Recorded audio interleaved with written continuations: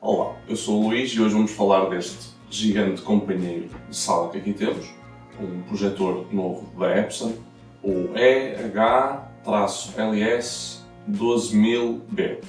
Estive à procura de arranjar qualquer tipo de relação entre as características dele e os números e o nome que tem, mas não consegui. Não é a resolução máxima, o tamanho em polegadas máximo que ele consegue, não são os lumen máximo, portanto estou um pouco às escuras do que é que significa este nome, mas também é o primeiro projetor que estamos a testar aqui no site, por isso vai ser uma experiência bastante interessante. Vamos lá.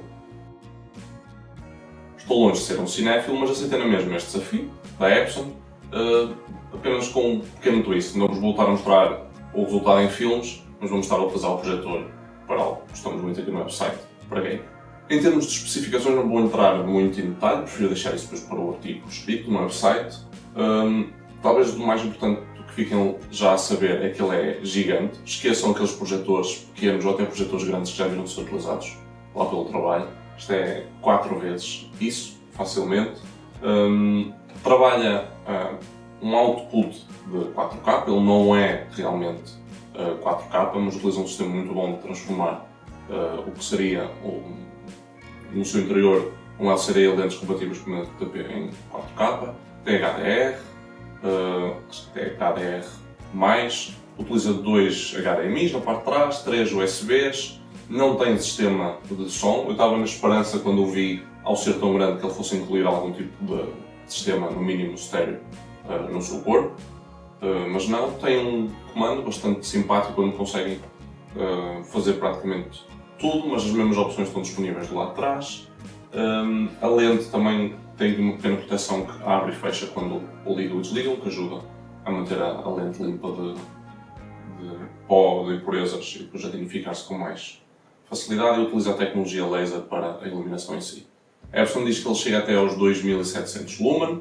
Fui procurar em alguns sites mais especializados se isso aconteceria ou não e o tipo de calibração que ele tem.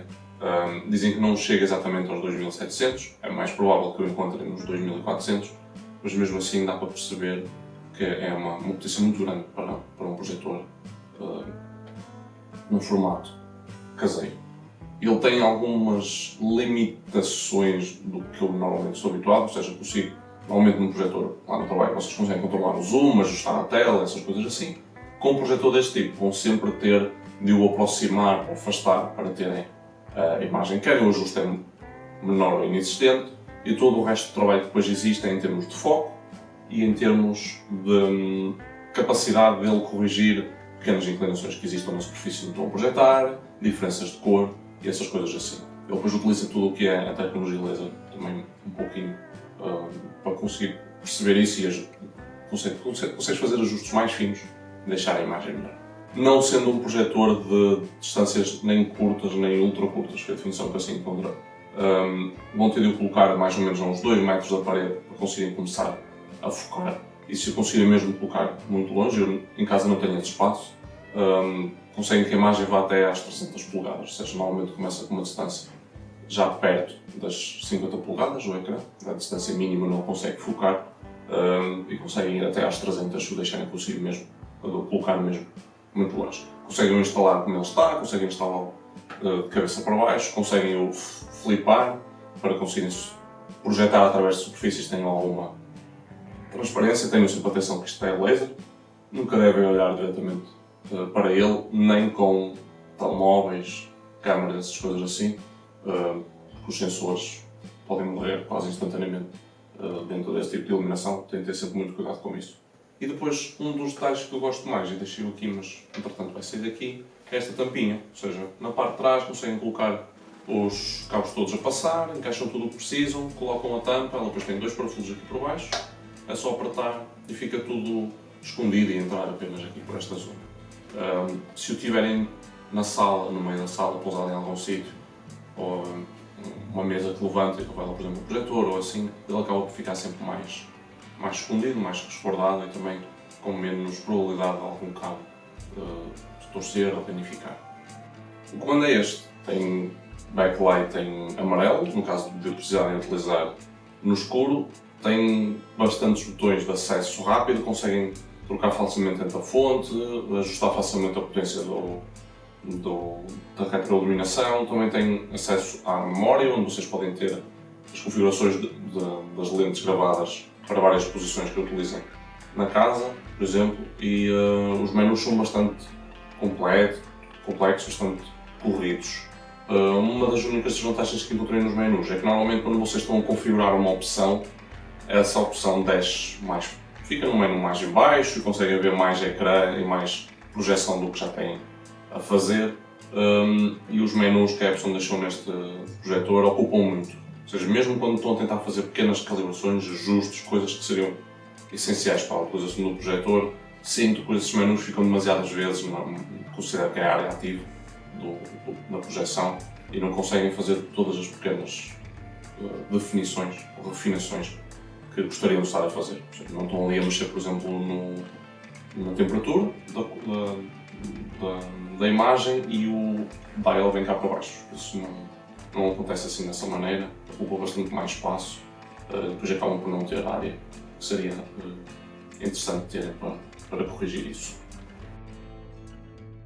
A instalação é o ponto mesmo mais crítico do que vejo neste projetor. A minha sala é relativamente grande, não muito grande, ou seja, quando chego ali à zona dos sofás não tenho muito espaço por onde navegar. Cabe facilmente um monitor de 50 ou 60 polegadas, mas este projetor, conseguir fazer uma projeção desse tipo, já se torna quase impossível.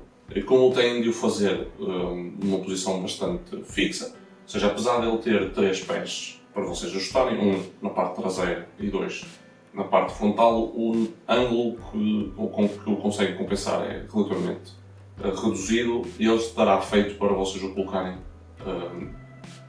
pousado ou do teto para baixo, com relativo ajuste finalizado e uma posição muito fixa. E como ele é muito grande, ocupa mesmo muito espaço. Eu praticamente tive que ficar sem a mesa de centro para conseguir pôr lá um outro apoio para ele ficar a uma altura suficiente para eu projetar na parede e ver qual é que era o resultado final com este projetor.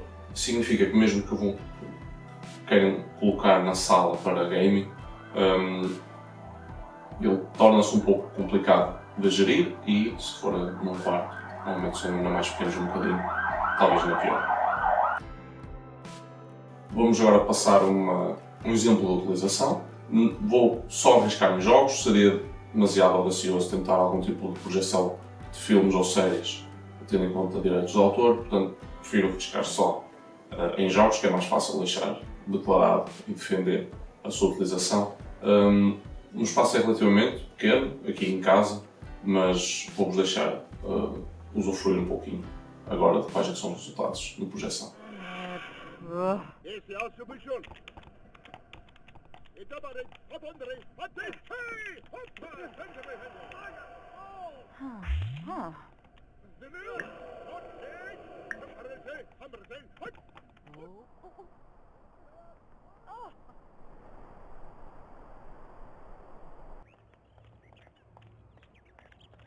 Chima Waboose.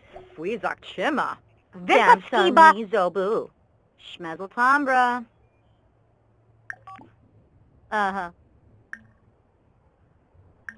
Vobal Zobi. Piff of the Zoo. Neeb. Sawata Bima. Seneca Belinda Grinia. Yibs.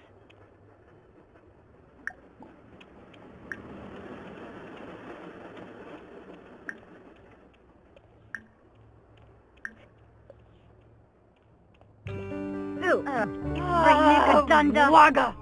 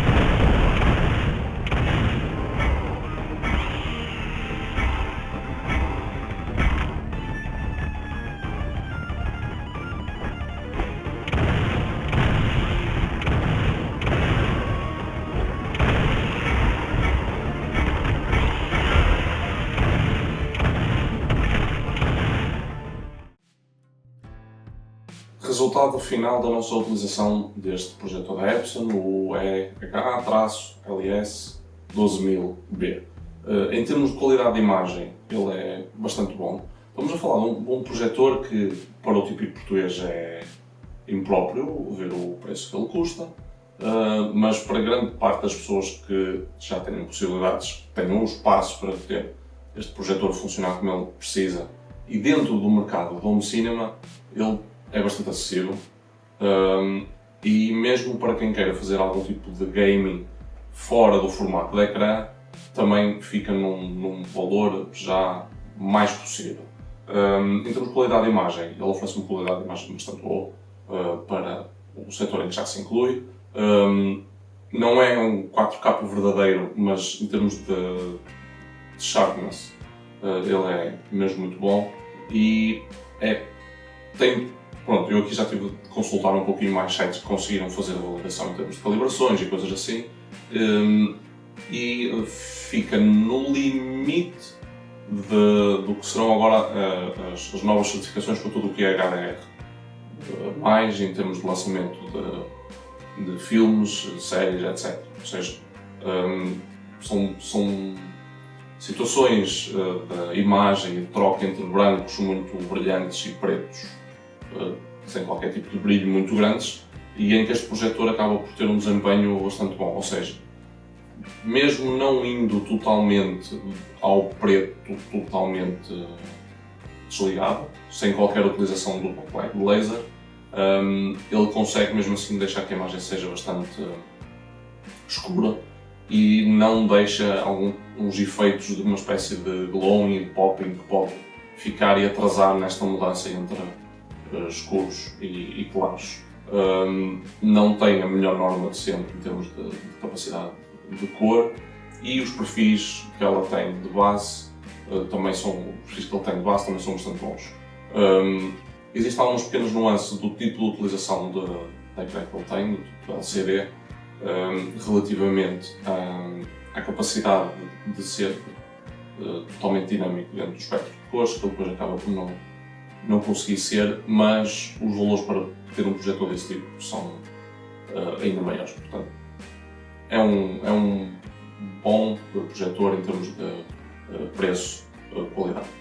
Claro que depois, comparando isto com os valores a que já conseguimos encontrar monitores e monitores OLED e coisas assim, coisa fica um bocadinho diferente. Ou seja, se vocês quiserem realmente ter uma experiência que vá onde uma televisão ou um monitor não chega em termos de tamanho, vão ter de optar por um projetor, e aí é que estes equipamentos entram em jogo. Mas se não tiverem o espaço suficiente para o colocarem à distância certa, no sítio certo, e sem incomodar com mais nada em vossa casa, ou seja, quase que ter uma divisão para ser home cinema, esqueçam, vão ter uma sala com um monitor grande, ou uma secretária com um monitor grande, vai ser suficiente.